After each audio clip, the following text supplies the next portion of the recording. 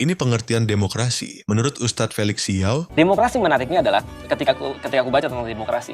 Demokrasi ini ternyata adalah reaksi terhadap satu kondisi yang namanya tirani.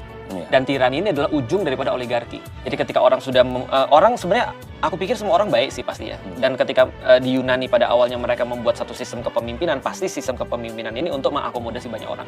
Tapi in a way di satu titik pasti yang namanya power tends to corrupt. Maka mereka bentuk absolute power itu dalam bentuk oligarki. Dan oligarki ini ujungnya adalah tirani ketika satu orang yang memegang semua kekuasaan. Dan itu kita lihat dalam sistem demokrasi manapun. Ketika tirani ini terjadi, maka orang mikir gimana caranya rules by few atau rules by one ini diganti oleh rules by many. Karena mereka menganggap kalau satu orang kita sudah kelihatan seperti apa rusaknya, kalau sudah beberapa orang kita sudah tahu seperti apa rusaknya, maka harusnya kita bagi-bagi kekuasaan ini. Karena bagi mereka kekuasaan adalah sesuatu yang pasti merusak. Maka kekuasaan ini tidak boleh terkumpul pada satu orang, harus dibagi rata, rules by many. Maka muncul demokrasi. Demokrasi adalah sistem kepemimpinan di mana semua itu berbagi kekuasaan lewat proses yang namanya adalah perwakilan. Karena pada saat itu dunia udah semakin banyak dan nggak bisa menentukan oleh semua orang.